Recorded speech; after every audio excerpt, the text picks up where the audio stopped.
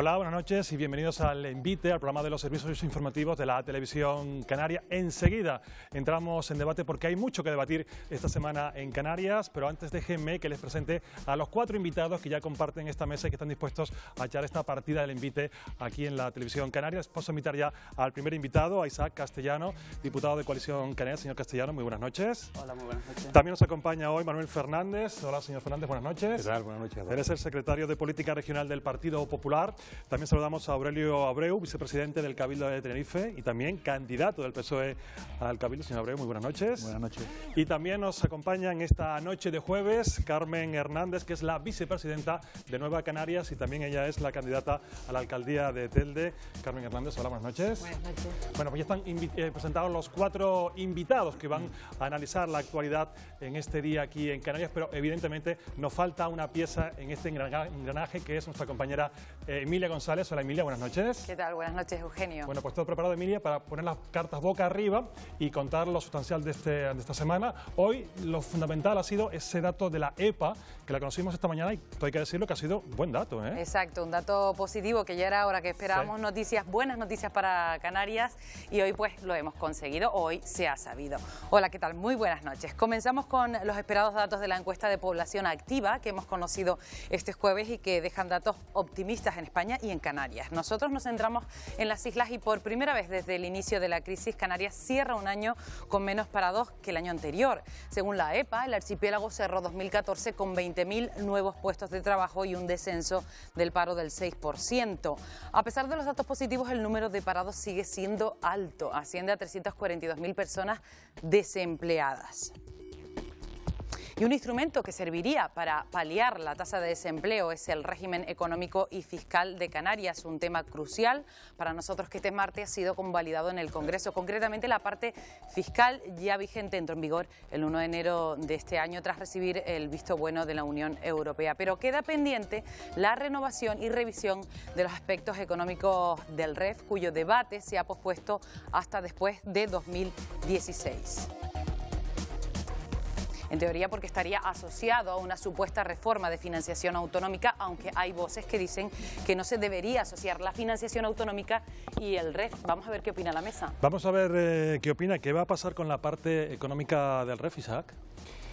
Pues la verdad que lo que tenemos que decir es que con respecto a la parte fiscal podemos darnos por satisfechos. Creo que se ha hecho un buen trabajo, además con el consenso de las fuerzas parlamentarias que tienen presencia en el Parlamento de Canarias y así como entendemos que un buen trabajo también realizado, porque hay que decirlo, por parte del Gobierno del Estado y la negociación con la Comisión Europea, pero lo cierto es que las declaraciones que se han hecho con la parte económica del régimen económico y fiscal son bastante inquietantes. Concretamente el número 2 del Partido Popular en Canarias venía a decir que digamos la negociación de este apartado del régimen económico y fiscal se podía retrasar al año 2016, pero lo que resulta realmente inquietante es que se vincule esta negociación al sistema de financiación autonómica que viene a, digamos, a sufragar los costes de los servicios públicos esenciales, como puede ser la educación, la sanidad y los servicios sociales.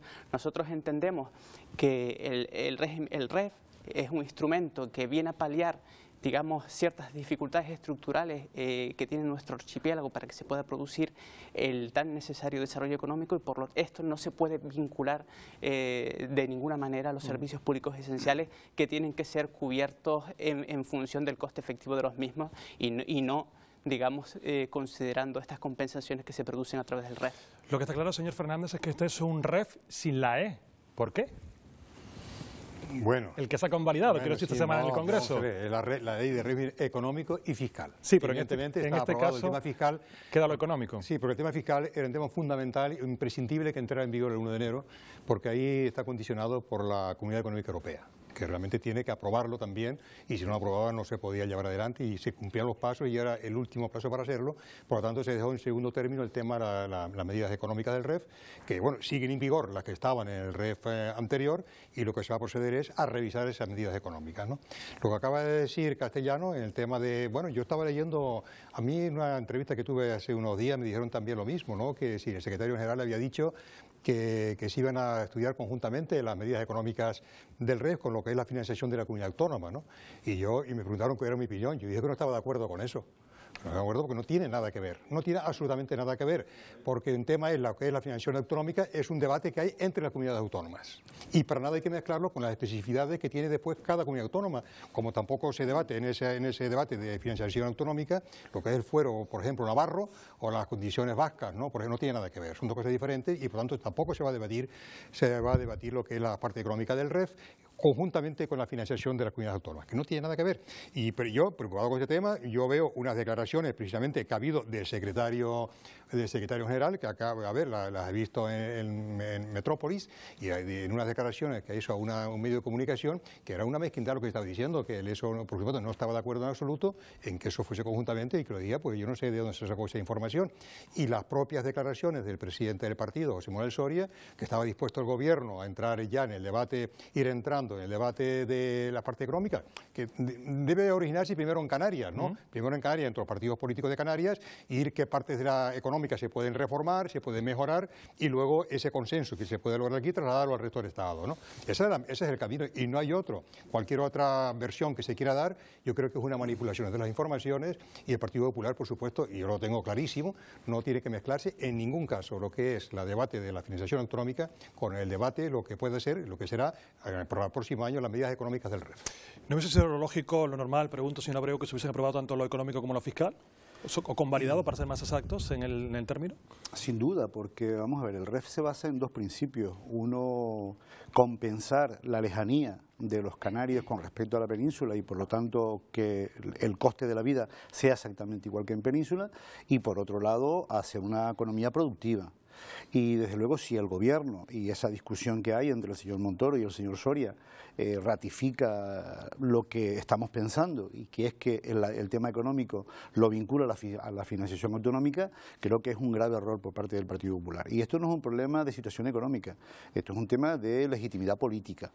Y Canarias necesita ese REF, necesita compensar esos dos criterios que dije como principios de lejanía y la competitividad canaria, y por lo tanto nosotros necesitamos la financiación en el REF, porque es la única forma de que el vecino, cuando paga el agua en Canarias, cuando paga la luz, cuando paga el transporte de mercancías, cuando paga el sobrecoste que tenemos por estar viviendo en Canarias, es la única forma de que el gobierno acepte los convenios que se han firmado a lo largo de los años y que el Partido Popular, que apoya al gobierno, no ha respetado. Y por lo tanto, ese es el mecanismo que nos damos los canarios, es como nuestra pequeña Constitución. Y si se modifica la Constitución, yo creo que el REF y el Estatuto de Autonomía debe de compensar cuál es la lejanía de Canarias con respecto a la península. Carmen Hernández, ¿cómo lo ves? Bueno, realmente yo creo que esta rectificación del REF que estaba en vigor hasta nada, bueno, pues ha sido quizás una oportunidad un poco perdida para haber hecho las cosas un poco mejor que antes y haber hecho este REF más participativo y más consensuado con la sociedad canaria. Entre otras razones porque este instrumento tan importante como hoy se ha puesto en la mesa, un instrumento tan importante fiscalmente y económicamente que incide directamente en la vida de los canarios, sobre todo la parte económica, es un instrumento poco conocido y además poco valorado. El ciudadano de a pie piensa que esto es algo que tiene más que ver con las empresas y que no afecta a su vida. Y los ciudadanos tienen que saber, los canarios, que la parte económica es una parte que nos afecta directamente a todos los canarios, desde las bonificaciones por nuestro transporte personal cuando viajamos, al transporte de mercancías o a la desalación de nuestras aguas. Por tanto, incide en nuestras vidas y es un instrumento importante. Así todo, nosotros creemos que la parte económica, siendo mejorable, lo importante ahora es que se cumpla la parte económica que está en vigor, que no se cumple. Tenemos que decir que tanto el PSOE como el Partido Popular, cuando han gobernado en el Estado, han incumplido el REF. Por poner un ejemplo, si se hubiese cumplido el artículo 96 de la parte económica del REF, hoy en Canarias pues tendríamos pues más de unos 169 millones de euros más en el presupuesto 2015, o hubiéramos recuperado o tenido 600 millones que hemos perdido a lo largo de estos años de legislatura. Por tanto, si revisar y reformar es importante, más aún es cumplir esa norma, porque de nada sirve mejorarla si luego se incumple. Y en la parte fiscal a mí me gustaría destacar que independientemente de que podíamos haberlo hecho mejor, efectivamente esta modificación del régimen económico fiscal introduce mejoras y que yo destacaría por cuestiones de tiempo, pues las mejoras que introduce en la generación de empleo en la reserva de inversiones, la RIC. Es decir, que por primera primera vez se pueda utilizar la reserva de inversiones para generar empleo y para bonificar la creación de empleo, incluso directamente costeando los gastos del empresario de la Seguridad Social, me parece una herramienta potentísima. Es verdad que solo será el 50%, que tiene un impacto limitado, no mitifiquemos el REF, pero yo creo que es un paso importante hacia adelante. Nosotros hemos también planteado, como todas las fuerzas canarias, la necesidad de que también se pudiera incluir en esta reforma fiscal la bonificación a autónomos y a pequeños y medianos empresarios que finalmente pues el Estado no ha aceptado. Yo creo que esta es una asignatura pendiente muy importante, porque esto sí incidiría directamente pues en aquellos que sostienen el empleo al final en Canarias, que son los autónomos y los pequeños y medianos. A eso vamos, al empleo, porque hoy conocimos el dato de la EPA correspondiente al año 2014. Hay que decir que ha bajado un 6% respecto al año anterior. Le pregunto, señor Fernández, ¿esto es una bajada coyuntural, una mejoría coyuntural, o esto es el principio de la recuperación económica? No es el principio. Desde marzo del 2013, la bajada y la creación de empleo es una constante todos los meses. Alguna variación, unas veces más, otras veces menos. Y de hecho, no solamente lo que ha reflejado la EPA a nivel nacional, sino incluso una cosa que es incontestable, ¿no? Que son los más de en torno a 450.000 nuevos afiliados a la Seguridad Social. Es un dato totalmente incontestable, ¿no? Por lo tanto, esto significa que vamos por el buen camino, y también lo que más nos garantiza que vamos por el buen camino es lo que dicen todos los sectores económicos, el Banco Europeo de Inversión, todos los bancos internacionales, y el Banco Bilbao mismo, que en sus memorias, que España va a crecer por encima del 2% el próximo año. Y muchos dicen también incluso llega al 2,7%. Esto es un éxito que coloca a España en el país que más crece de toda Europa, y el segundo o el tercero del mundo, ¿no? Eso significa que ha sido un éxito las medidas, y si hay crecimiento, hay creación de empleo. Si no hay crecimiento, no hay creación de empleo. Déjeme que también le pregunte al resto de los compañeros, ¿es un éxito, como dice el señor Fernández, estos datos, Isaac? Evidentemente sí, y lo que muestran es un cambio de tendencia en lo referente al empleo, sobre todo porque ya no estamos hablando, digamos, de reducción de paro motivada por la desmotivación de la población a la hora de buscar empleo, es decir, reducción de población activa, sino que también los datos muestran incrementos en los niveles de ocupación. Ahora bien, también tenemos que ser plenamente conscientes de que un solo indicador no nos da, digamos, una radiografía completa acerca de la situación que vivimos socialmente. No podemos decir que todo va bien sencillamente, digamos, porque los datos de paro mejoren, sin saber, sin analizar tampoco cuál es la calidad del empleo que se está produciendo, porque también hay un hecho que es incontestable, que es que digamos que los incrementos de niveles de ocupación no se corresponden con el incremento de número de horas trabajadas, y esto nos dice mucho acerca de digamos, de que los contratos que se están produciendo son a tiempo parcial, y tampoco nos dice nada acerca de la precariedad del trabajo que se puede estar produciendo. Ese es otro debate interesante. Pido brevedad a los dos que faltan para opinar sobre este asunto. ¿Se está creando empleo de calidad, Carmen? Esa es otra pregunta, es decir, Sí. es objetivo que se ha creado empleo. Vamos a ver cómo acabamos y cerramos el año, porque la tendencia es lo importante, pero bueno, siempre es una buena noticia este incremento. Por otro lado, es que estaba tardando, es decir, con el boom turístico que está viviendo Canarias, con el incremento por tanto de personas y además con el aumento de consumo de ese turismo, lo que no era razonable es que no se viera un cierto despunte y una mejoría. Por otro lado, nosotros creemos que sigue siendo inaceptable, superamos el 30%, es una tasa de paro altísima, además de nuestros desempleados, de esas 342.000 personas, más de la mitad son personas que no cobran ninguna prestación. Y por otro lado, esa pregunta que hacías, que me parece muy importante: ¿es un empleo de calidad? ¿Es un empleo decente? ¿O estamos creando un empleo inestable con muchas medias jornadas y apostando más por las horas extraordinarias y por tanto precarizando el empleo? ¿O en cambio objetivamente es un empleo de calidad? Yo creo que la respuesta es lo primero. Creo que el empleo que se crea con datos en la mano es más precario que el de hace, pues, previo a la reforma laboral, fundamentalmente. Déjeme también que le pregunte esta misma cuestión a Aurelio Abreu. ¿El empleo que se crea es de calidad o no? Y concluimos este bloque. Creo que no, y además pensar más en las 342.000 personas que no tienen prestación económica en este momento. Y desde luego yo espero y deseo que los mecanismos necesarios se cambien para que ese crecimiento económico que tanto dice el Gobierno que vamos a tener en los próximos meses o en los próximos años se vea compensado con la recuperación de derechos de los trabajadores y de los derechos sociales, que en este momento se han visto recortados. Se ha pensado más en los números que en las personas, y yo creo que ese ha sido uno de los retos que tenemos de aquí en adelante, ¿no? Bueno, vamos a seguir con otro bloque informativo que nos ha dejado esta semana. Tiene un nombre propio, se llama Repsol, y también prospecciones. Emilia, hay mucho que contar de esto, ¿no? Efectivamente, efectivamente. Pensábamos que tras la decisión de Repsol de abandonar la búsqueda de crudo en aguas canarias, pues la compañía no iba a dejar más titulares, pero no ha sido así. Esta semana hemos sabido que hoy ha vuelto a decir el ministro Soria que la petrolera tendría que pagar una multa de 5 millones de euros si abandona los sondeos y si antes de 2016 no los ejecuta, aunque sea en otra zona de España donde tenga autorización.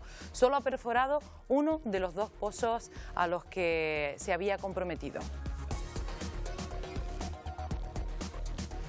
Por lo pronto, el presidente canario ha dicho que mantendrán las acciones judiciales para garantizar que ni Repsol ni otra petrolera hagan sondeos en aguas próximas al archipiélago.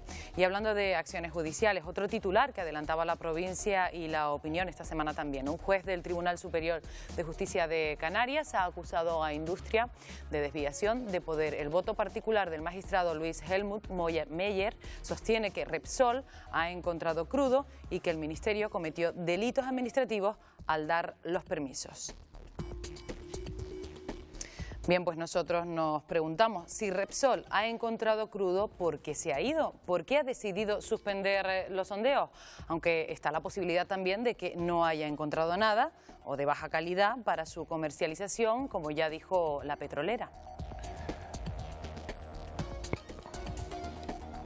Esta es la disyuntiva que ha planteado nuestra compañera Emilia y se lo trasladó a Carmen. ¿Qué ha pasado? ¿Se van porque no hay nada o se van porque es estrategia, como dicen algunos? Bueno, hay que decir que muchos estamos muy contentos de que se vayan y que no vuelvan, si es posible. Y por tanto, nos parece más importante centrar todos los esfuerzos en retirarles el permiso y dar carpetazo ya a este asunto, tanto a los sondeos como a futuras extracciones, y centrarnos en lo que para nosotros es fundamental, que es apostar de una manera firme y decidida por las energías renovables. Dar carpetazo a las energías contaminantes, al petróleo y al gas, y empezar a trabajar de manera decidida, diría yo, tanto las organizaciones políticas como las instituciones, para darle el impulso que Canarias necesita, porque somos, lo hemos dicho mucha gente y parece que algunos no lo quieren entender, somos una potencia mundial, tenemos sol, tenemos mar, tenemos un viento constante y por tanto tenemos las mejores condiciones para ser además competitivos a la hora de producir energías limpias, y es el modelo por el que apostamos. Que se vayan, como digo, que no vuelvan, y que si tienen que pagar una multa, pues que la paguen. En cualquier caso, parece, por los datos que hemos leído, que le va a salir más rentable pagar esos 5 o 6 millones de euros que continuar, porque los gastos que suponían los sondeos eran más altos. Señor Fernández, esta semana el magistrado del Tribunal Superior de Justicia de Canarias, Helmut Moya, acusaba al Ministerio de Industria de desviación de poder con los sondeos y además decía que hay una colosal reserva de crudo en las islas. ¿Usted qué tiene que decir al respecto? Yo en primer lugar quiero decir que yo estoy realmente me he quedado bastante disgustado en el tema de que no se hayan encontrado recursos hidrocarburos en las zonas exploradas, de momento, ¿no? ¿Por qué no los hay? Porque no lo sé si no hay o no los hay. Que sí. Lo que ha dicho Repsol en estos momentos es que no lo hay, o que no es comercialmente explotable y que de momento se marcha. No lo sé si volverá o no. Y eso me preocupa, de que perdamos a medio y largo plazo una gran riqueza para España y para Canarias, además de una gran aportación estratégica para nuestro país. Y eso me preocupa muchísimo, ¿no? Lamentablemente, y que se puedan aprovechar otros países como puede ser Marruecos. En cuanto a las declaraciones del voto particular, en un acto que nada tiene que ver con las extracciones de petróleo, es otro acto con unos recursos que se han hecho, que un acto particular se refiera a que ha habido desviación de poder entre el Ministerio de Industria y Repsol. Yo creo que eso es una barbaridad. Ese tema tendrá que el Ministerio de Industria demostrar a este voto particular dónde se basa esa desviación de poder, porque es una acusación, creo que muy grave. Y por lo que a mí me parece todavía muchísimo más grave es el atrevimiento de que un magistrado de un acto se atreva a decir que allí hay petróleo en gran cantidad. Bueno, este señor es un adivino, hay que rescatarlo, hay que ficharlo, cueste lo que cueste, y llevarlo para todas las petroleras del mundo, ¿no? Para que nos diga dónde hay petróleo y dónde no hay petróleo, ¿no? Esto es una barbaridad, que se meta en un acto a decir este tipo de cosas. A mí esto me disgusta muchísimo, porque porque esto no lo sabe nadie, absolutamente nadie. De momento lo que ha dicho Repsol es que las capas donde han hecho perforación son demasiado delgadas, hay petróleo, hay gas en pequeñas cantidades que no son explotables comercialmente. Por lo tanto, es decir, esta afirmación en un acto, en un voto particular de un acto que no tiene nada que ver con el si hay o no hay petróleo, me parece que es una pasada en esa cuestión. Así de claro lo tengo que decir porque no lo puedo decir de otra manera. Haciendo acopio de lo que ha dicho Fernández, señor Fernández, ¿es una pasada lo que ha dicho el magistrado, señor Abreu? No, yo respeto, ¿O una barbaridad que también ha dicho? Yo respeto todos los autos y todos los pronunciamientos, y más siendo un magistrado, ¿no? Pero en este caso me preocupa el posicionamiento del Partido Popular o del señor Fernández en este debate, es decir, que perdamos. Es como si el gran fracaso no haber encontrado Repsol petróleo en Canarias, ¿no? Esto yo creo que la prueba evidente de lo que ha pasado es que la falta de transparencia por parte del Ministerio. En el Consejo de Ministros se sienta un señor que es el señor Soria, que es ministro canario y por lo tanto debe tener la sensibilidad suficiente para respetar la mayoría, la posición mayoritaria del Parlamento de Canarias, de la ciudadanía de Canarias, no lo ha hecho, y la falta de coordinación con las instituciones canarias. Pero sobre todo quisiera poner en valor la gran diferencia a la hora de actuar del Ministerio. Cómo se ha comportado con la Comunidad de Baleares y cómo se ha comportado con Canarias. Yo prefería que a los senadores y diputados del Partido Popular, tanto en este tema como en los temas de los presupuestos o los diferentes convenios y la posición que ha mantenido, por ejemplo, algún senador en el Cabildo de Tenerife votando a favor de declarar de interés general el convenio de carreteras y en el Senado votando lo contrario, pero sí me gustaría que los senadores y diputados de Canarias los coordinara, en vez de un senador de Extremadura, que los coordinara un senador de Baleares. Porque esa sensibilidad archipelágica la tendremos con los senadores de Baleares. Y ellos han estado presentes en los debates de los presupuestos, han estado presentes en el debate presupuestario, en este tema de las extracciones, y no han tenido en cuenta a la ciudadanía a la que representan por la circunscripción que se presenta. Por alusiones, señor Fernández, y luego va Isaac Castellano. Yo quiero en primer lugar afirmar que he sido siempre y soy muy respetuoso con la justicia, que no tiene nada que ver con las opiniones personales de ningún juez ni ningún miembro de la justicia. Son dos cosas diferentes a lo que son las resoluciones. Y en la resolución del auto fueron 6 magistrados los que dictaron totalmente aparte de una opinión particular en un tema de decir que aquí hay petróleo en gran cantidad. Eso no puede decirlo nadie. No puede decirlo nadie, así lo digo clarísimo. No lo puede decir nadie, ni el señor magistrado ni nadie. Puede decirlo porque no lo sabe, para hacer esa afirmación, y menos en un acto judicial. Esa es la primera aclaración. La segunda, hablando del tema del ministro de Canarias, que es señor Soria, es el ministro de España, y está velando por los intereses de todos los españoles, incluidos los canarios. El que aquí se haya querido hacer política personal, con el tema del petróleo, con otros intereses políticos, es cuestión aparte. El interés del petróleo es un tema de interés mundial, y el tema de que es petróleo o renovables es un dilema que no existe, es un tema de compaginación. Las renovables son perfectamente y están en marcha, como en todos los países, en la medida que tienen. Y no es sustitutivo renovables por petróleo. Hoy por hoy y en los próximos 100 años tenemos que depender del petróleo mientras los aviones no funcionen con molinos de viento. No pueden funcionar y tienen que funcionar con petróleo. Por lo tanto, o los barcos, por ejemplo. O con energía nuclear los barcos, ¿no? Y como eso no es viable tal tema. Y el tema de Baleares, quiero afirmar y decir igualmente, el trato que se ha dado en Baleares es exactamente igual. El gobierno de España no ha dicho nada en Baleares que no se haya dicho primeramente cuando se hizo el proceso en Canarias. No ha habido ninguna supresión por parte del Gobierno de España, el Ministerio de Industria, a ninguna prospección en Baleares. Siguen adelante como estaba proyectado en lo que era la primera parte, que son las prospecciones, digamos, sónicas, que aquí se hicieron las prospecciones sónicas hace más de 15 años. Y ahora ese proceso se está iniciando en Baleares. Y no aquí lo que está haciendo es las prospecciones físicas, que es para ver materialmente si hay o no hidrocarburos. Son dos cosas distintas y no tiene que ver una cosa con la otra, mezclar una situación con la otra y tal. Y lo que digan los del PP de Baleares, o lo que digan los del PP de aquí, o del PSOE de Baleares, porque quien autorizó el petróleo en toda España, las explotaciones petrolíferas, es el Partido Socialista de Zapatero. Todas las prospecciones, menos en Canarias, que estaban autorizadas con anterioridad, y lo que hizo fue reactivar lo que estaba sobre la mesa, ponerlo y darlo a su justo peticionario según la ley de hidrocarburos, que era el señor Repsol, pero que autorizó en toda España fue el Partido Socialista. Enseguida te dejo la palabra, vamos a terminar el turno, que Isaac no ha hablado sobre este asunto. Sí, vamos a ver, con respecto y luego repartimos a este asunto, entiendo que ciertamente Repsol se va de Canarias en lo referente a las prospecciones petrolíferas, pero lo que se nos ha quedado a los canarios es la sensación de que hay quien está dispuesto a someter a nuestro archipiélago a un riesgo que la sociedad canaria no desea, en contra de nuestra voluntad, Y decía el señor Fernández que, digamos, el trato ha sido idéntico en Canarias y en otras comunidades autónomas.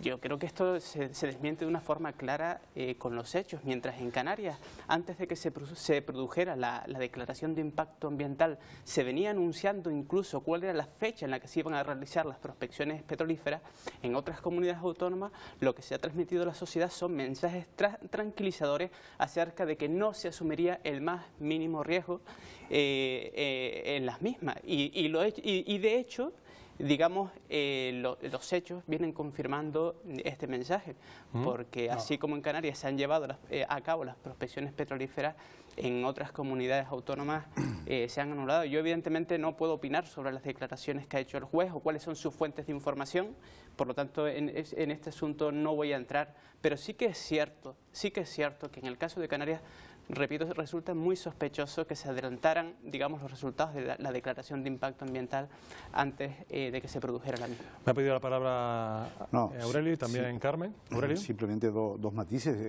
Estando Zapatero de presidente del Gobierno, paralizó las prospecciones, un compromiso formal con la ciudadanía de Canarias, y en segundo lugar desmonta todo el posicionamiento del Partido Popular y además lo ratifica, la eliminación de las primas a la energía eólica, a la energía solar, a la energía fotovoltaica. Todo lo que han invertido muchos empresarios en Canarias con respecto a la energía renovable, pues se ha visto descompensada por esa bajada de las primas, además con la excusa de la deuda a las grandes compañías eléctricas. Y desde luego es una excusa más a las que el señor Soria, por lo tanto, no es un tema económico, es un tema político, es un tema ideológico con Canarias que ha mantenido el señor Soria en estos 3 años. Exactamente así. Yo creo que no, sí, Carmen y luego... Voy a ser breve. Y luego Me Manuel. gustaría decir que no es bueno utilizar un doble rasero cuando hablan los magistrados y cuando dicen cosas que nos gustan. Entonces, la judicatura es incuestionable, y cuando hay un magistrado que ejerce un voto particular, es decir, cuando un magistrado opina en su casa con sus amigos, es una opinión particular, pero cuando un magistrado emite un voto, lo argumenta, entonces ya no es un tema personal ni particular, sino que se convierte en una posición desde su carácter de juez, que también tenemos que contemplar. Y da la casualidad que lo que este juez viene a decir coincide con lo que opinamos la mayoría de la sociedad canaria. Es decir, este juez viene a decir que aquí se ha actuado con arbitrariedad, que no se ha utilizado el mismo procedimiento que en el caso de Baleares, y que además el Estado, el Ministerio de Industria, ha utilizado el aparato administrativo para remover todos los obstáculos y abrirle el camino a una petrolera llamada Repsol. Por tanto, yo creo que esto hay que aceptarlo así, y bueno, pues a muchos ciudadanos de a pie nos alegra que haya jueces que pues también de alguna manera sigan un poco a la hora de interpretar asunto, también tengan el oído puesto en la calle y sean reflejo de la opinión de la mayoría social. Le había prometido el turno, pero le pido brevedad. Sí, bueno, Señor es que claro, Fernández. es que se han hecho acusaciones que no tengo que responderlas, ¿no? El tema que se acaba de decir, por ejemplo, Carmen, en el tema del auto, quiero decir que yo no estoy criticando el auto, ni siquiera voto particular. Critico una afirmación que no acepto ni que la diga el Papa con dogma de fe. El decir que allí hay petróleo en gran cantidad es una barbaridad. Eso no lo sabe nadie. Eso no corresponde a ningún acto. Y eso es lo que he criticado. Y decir también que hay una desviación de poderes es una también fuera de tono. Porque han habido 8 actos en el Tribunal Supremo por reiteradas reclamaciones del Gobierno de Canarias, y las ha perdido todas el Gobierno de Canarias en el Tribunal Supremo. Pues ¿de qué estamos hablando aquí? Esa no es la cuestión. En el tema de las renovables, quiero decirte que las primas que estaban aprobadas por Zapatero a las renovables a nivel de toda España, se generaron en España un incremento del 67% de los precios de la luz en el periodo 2005-2012, el 67% de incremento de precios de la luz, pagando esas primas, y además de pagar esas primas se generó 24.000 millones de déficit pagadas allí que están debiendo todos los españoles por pagar unas primas excesivas, y no en Canarias, porque en Canarias por otros problemas no se generaron los temas de la implantación de las energías eólicas, sino en la península, donde vinieron multinacionales de todos los países del mundo a enriquecerse a España. Y a eso se dijo, aquí se acabó aquí la alegría. Aquí, en lugar de ganar el 20% en la inversión de primas renovables, van a ganar el 7,5%, que fue la reforma forma que se hizo con las primas renovables, porque si no la ruina de España era total y tuvo que parar el gobierno del Partido Popular. Y en segundo lugar, el gran fracaso... Brevedad, Manuel, pues si no da tiempo, no, siga, pero le pido brevedad, venga. Siga. No, el tema de que el Zapatero paró el petróleo, no señor. Mire, una falta de responsabilidad del presidente de gobierno de Zapatero lo autorizó en toda España, en Baleares, en Valencia, en Huelva, en Málaga, en el norte de España, en todas partes lo autorizó Zapatero.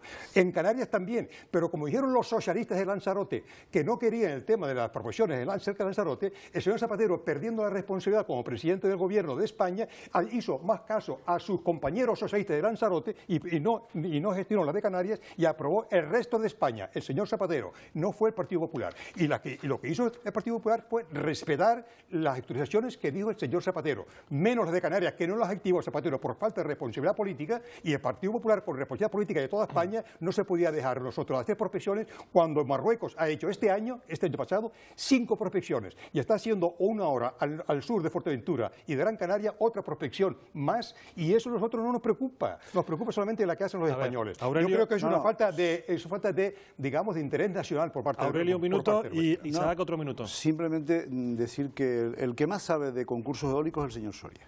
Y el que más sabe de beneficio de las compañías eléctricas en este país es el señor Soria. De eso también podemos hablar, si lo queremos. No, si lo puedo decir, si lo que no se puede, lo que no se puede excusar. Y lo que desconoces, perdón que ahora lo desconoces totalmente. Ahora me toca. Así que hablamos de los concursos. Perdón que ahora me toca a mí. Lo que no es posible que el Partido Popular se siga escudando en la deuda.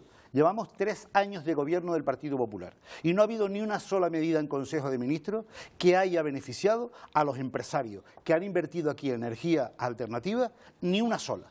Todo lo contrario, se han quitado las primas al transporte de mercancías, se han elevado las tasas aeroportuarias. Todo ha sido en contra de Canarias, porque no está pensando en la ciudadanía de Canarias, está pensando en un rédito político y en un enfrentamiento con esta comunidad autónoma que lo han pagado, claro, por supuesto, y respetada además. Claro. Y que la están pagando la ciudadanía, y que la está pagando la ciudadanía de Canarias. Todos los convenios, todos los convenios, se ha rebajado. Todos los convenios, todos los convenios que estaban firmados con Canarias, todos. Los convenios de inversiones como en toda España. Los convenios de inversiones no es cierto, en toda España. Es cierto. Mientras diputados y senadores de Galicia, de Baleares y de otras comunidades autónomas enmendaron los presupuestos para mejorar el convenio de carreteras en esas comunidades autónomas, con la excusa de que eran de interés general, en Canarias se ha pasado en el 2011 de 600 millones a apenas 57 millones en el 2014. Esa es la realidad. No existe convenio de carreteras en Galicia, eso es falso. Bueno, no existe convenio de carreteras para Galicia. No existe convenio de carreteras. Los únicos convenios que existen de carreteras es en Canarias. Y por cierto, no se ha respetado. Y por cierto, lo aprobó el Partido Popular de Aznar. Señor Fernández, el Partido Popular de Aznar. Pues que lo cumpla el Partido Popular de Rajoy. Bueno, que lo cumpla el Partido Popular de Rajoy. Le había prometido un minuto a Isaac y cambiamos de asunto. Sí, a mí con respecto a este asunto, lo que me parece que tiene mucho riesgo es que se determine lo que supuestamente es de interés general al margen de lo que opina la propia sociedad. Y con respecto a las prospecciones petrolíferas, a través de diversas manifestaciones y digamos el posicionamiento de las diversas instituciones, la posición de la sociedad canaria ha quedado clara. Y también ha quedado meridianamente claro que de haberse llevado esta actividad, digamos que la práctica totalidad de los riesgos hubieran sido asumidos por la sociedad canaria, que hubiera puesto en juego unos valores medioambientales de una alta consideración, y los beneficios probablemente no se hubiesen visto, porque con la legislación de hidrocarburos en la mano, estos hubieran sido prácticamente inexistentes. No es cierto que el petróleo que se hubiera podido extraer, digamos, hubiera entrado de forma directa en el mercado estatal. En base a esta ley, estos hidrocarburos pueden ser vendidos libremente. Y tanto es así que el Partido Popular, para hablar de los supuestos beneficios que tendría Canarias, hacía alusión a la legislación italiana. Y esto ya nos dice mucho acerca de lo poco que hubiéramos recibido. Aquí tenemos que dejar este asunto porque habrá semanas más de debate, de invite para seguir hablando de este asunto, porque seguro que va a dejar más titulares. Emilia, un nombre propio, Bárcenas. Exactamente, un nombre propio. Es una de las noticias, además de la semana, la salida del ex tesorero tesorero del Partido Popular, Luis Bárcenas, de la cárcel después de abonar una fianza, eso sí, de 200.000 euros que ha conseguido reunir entre amigos y familiares. Ha estado 19 meses en prisión. Recordemos que tanto la Fiscalía como la Abogacía del Estado dan por contrastada la existencia de una caja B del Partido Popular. Ese es otro titular que también nos dejaba la semana. La existencia contrastada, según la Fiscalía y la Abogacía del Estado, pues de esa caja B del Partido Popular.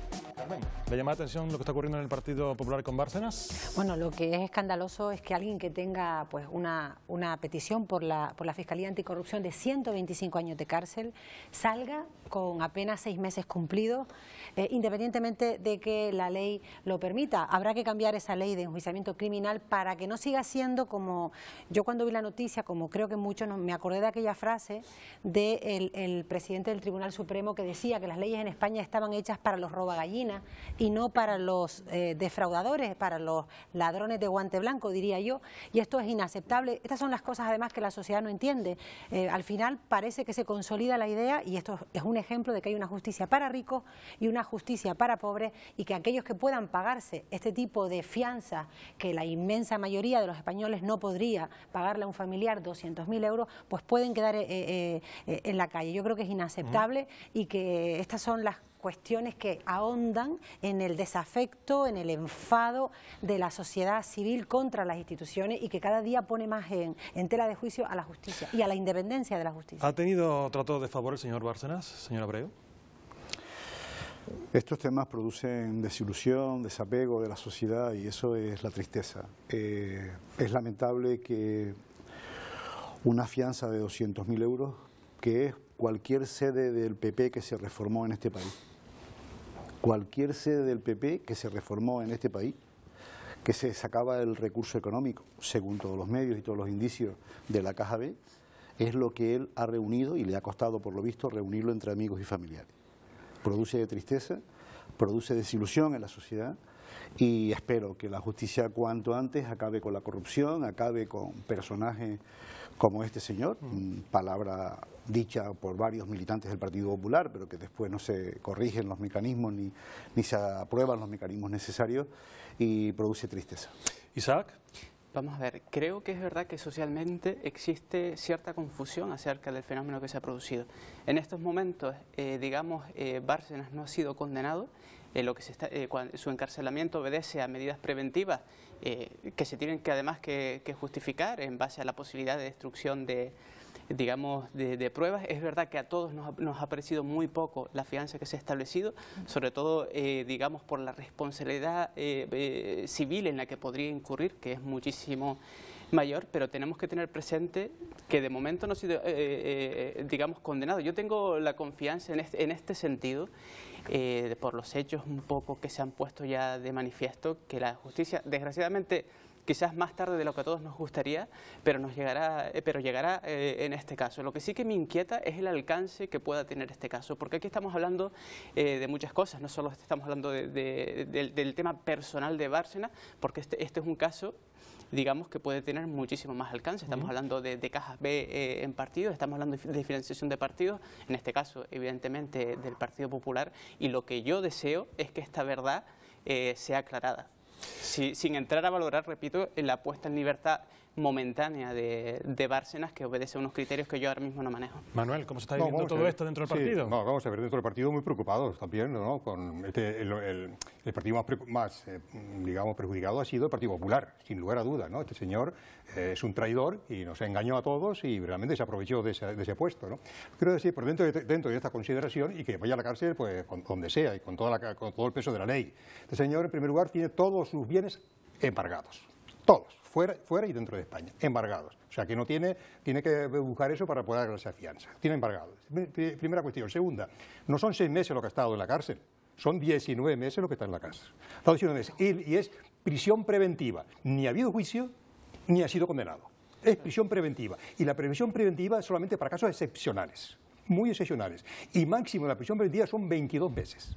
Por leyes, no por el Partido Popular, por leyes. Y aquí hay mucha gente que se preocupa de la gente que sale de la cárcel, ¿no? Aquí se ha ido gente a la cárcel, lo hemos visto por la aplicación de legislación europea, que han salido violadores, asesinos y han tenido que salir a la cárcel y nos hemos preocupado todos, ¿no? Además que incluso algunos han reincidido, o criminales de ETA, ¿no? O criminales de ETA, Potros, por ejemplo, y ahora vuelve otra vez a la cárcel. Y eso lo hemos lamentado todo este tipo de cosas, ¿no? Este señor que no puede salir de España y que está subido a juicio, ha pasado 19 veces eso y ha pagado todo el tema. Ahora aquí se habla de las cajas B, y bueno, el tema de las cajas B, todo se habla siempre en el aire. Yo hablo con hechos, ¿no? Lo que es una realidad y un hecho es el enjuiciamiento que existe en Andalucía por más de 400 imputados de socialistas y de sindicalistas, de más de 5.000 millones de los fondos ERE, ¿no? Por lo tanto, cuando se habla de ese tema de las cajas B y las sedes que se han arreglado con cajas B, eso es una gratuidad por parte del Partido Socialista. No existe ninguna acusación formal ni ninguna imputación al Partido Popular sobre el B. Insistir en esto, Partido Socialista, yo creo que es perder el tiempo y yo creo que lo está haciendo equivocadamente, porque no es verdad.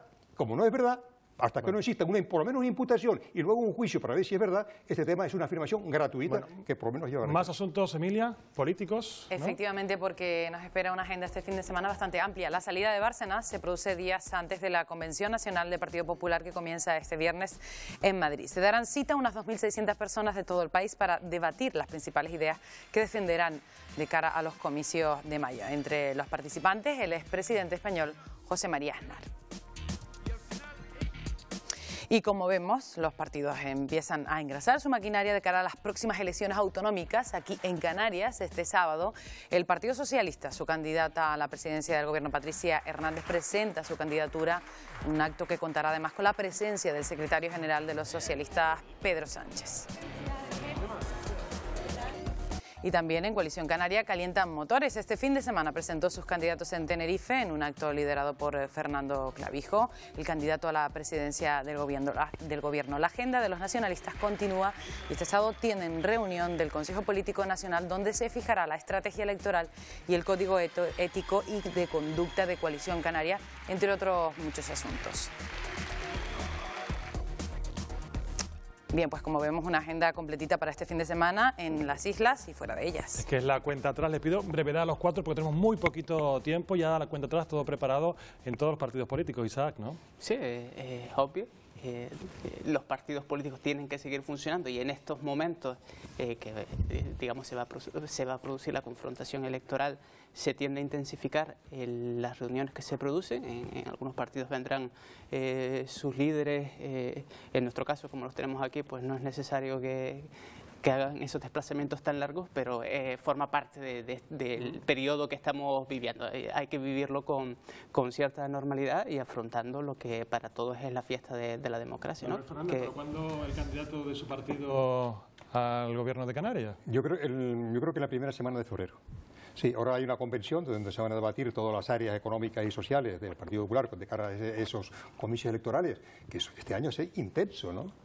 Intenso. Van a haber elecciones autonómicas municipales en mayo, posiblemente van a haber, se ha anunciado por parte de Cataluña, elecciones a la Comunidad Autónoma de Cataluña en el mes de septiembre, no sé si había anunciado más, y también va a haber posiblemente elecciones adelantadas por parte del propio Partido Socialista. ¿Y cuál es su candidato? Dígame, ¿cuál es su candidato? El candidato aquí en Canarias, José Manuel Soria. José Manuel Soria. Carmen, ¿en Nueva Canarias está preparado también ya para esa cita electoral? Nosotros toda esta escenificación de candidatos, etcétera, bueno, pues le damos menos importancia. Para nosotros lo importante es el programa, el contrato que firmamos con los ciudadanos, el trabajo que hacemos creemos además que la campaña electoral hay que hacerla durante los 4 años que dura un mandato o una legislatura y por tanto no nos sentimos ahora metidos en esa vorágine electoral. Seguimos haciendo lo que hemos hecho siempre, estar con la ciudadanía, recoger propuestas, intentar conformar un buen programa y compromisos realistas para poder aportar las soluciones que nosotros creemos a Canarias. El sábado viene el jefe, ¿no? Aurelio, viene Pedro Sánchez, ya el PSOE tiene su candidata, pero el equipo que lo conforma todavía no. ¿Lo sabremos dentro de poco? Sí, estamos en un proceso orgánico del partido importante, además, en un proceso preelectoral y apenas a 100 días de las elecciones, pues el apoyo del secretario general es importante y desde luego el sábado todos los militantes, compañeros y compañeras apoyaremos a Pedro y también a Patricia Hernández. Por cierto, ¿qué pasa con Pedro Sánchez y con la presidenta de la Junta de Andalucía? Yo creo que el partido está en una dinámica de discusión interna importante, pero desde luego Pedro es el secretario general y vamos a intentar que entre todos consigamos los buenos candidatos y los mejores candidatos, porque yo creo que la ciudadanía en este momento está pendiente más de lo que estamos haciendo en el gobierno, en este caso de Canarias o en el Cabildo, y que resolver los problemas de la ciudadanía está por encima, y ahí coincido con Carmen, de los planteamientos políticos, que tendremos que resolverlo en nuestros fueros internos, pero más pensando en la ciudadanía. Bueno, apenas unos minutos y para acabar, pero claro, acabamos con ellos, con los bajitos que tienen mucho ingenio, ¿no? Con esos locos bajitos, ¿verdad? Exactamente. Con esos locos bajitos. Y como cada jueves, los más pequeños nos dan su visión pues, de lo que ocurre. Esta semana son los niños de Nuestra Señora del Pilar, salesianas de Guanarteme, en Las Palmas de Gran Canaria. A ver qué nos van a enseñar hoy. Cuando algo vale mucho, lo bajan de precio. Una pistola de agua que vale 50 euros, pues que descienden el precio, bajan el precio a 19, por ejemplo. Son unos descuentos que hace la gente para que venga más gente. Y con ese dinero, como hacen la rebaja y viene más gente, tienen más dinero aunque lo bajan el dinero. Un ejemplo, una Play 3 que vale 200 euros, la bajan al precio de 101 euros. Para mí es un desperdicio que vayas a comprar más ropa cuando ya tienes ropa. Cada 4 años los ciudadanos votan los concejales y los concejales eligen al presidente. Votan por un concejal o concejala para que ellos voten al nuevo alcalde. El que más votos tiene, el presidente, y después el otro es el alcalde y los demás son concejales. Y entre todos ellos que se han votado de concejales y concejalas, eligen al alcalde. Lo he ido montones de veces, pero no entiendo qué significa. Los ciudadanos van ahí a pagar los impuestos, ¿no? Es un edificio donde van los concejales, el presidente, que no sé para qué van, pero solo sé eso. Es un edificio donde están los políticos, que hay protestas y ellos lo solucionan. Los alcaldes, los ministros y sus ayudantes se reúnen en un edificio para, si algunos problemas hay, aclararlos. Es un edificio en el que toman la gente decisiones. Una declaración. A final de año, las personas que tienen trabajo van a pagar para poder tener servicios. Por ejemplo, para los que recogen la basura, los policías, los bomberos. Los ciudadanos pagan los impuestos al Estado para que el Estado le dé el dinero a los trabajadores. Se paga para que de ahí trabajen personas para los ciudadanos. Unos trabajadores van a final de año a pagar unos impuestos a Hacienda. Me ha gustado esto mucho, Miriam. El que más votos tiene es el presidente y luego van los alcaldes, ¿eh? Y luego van los alcaldes. Y el Parlamento no sé para qué van, No pero sé, van. Pero van. Bueno, en fin, son los pequeños que tienen mucho ingenio y que desde estas edades pues ya ven a su manera cómo es la política. A los cuatro agradecerles que nos hayan acompañado esta noche aquí en El Envite, a Isaac Castellano, a Manuel Fernández, a Aurelio Abreu y a Carmen Hernández. Gracias a los cuatro. También a ti, Emilia. Hasta la semana que viene a todos. Y nosotros volvemos ya el próximo jueves en este mismo lugar y en esta misma mesa con otros invitados para seguir debatiendo lo que ocurre en Canarias. Gracias y buenas noches.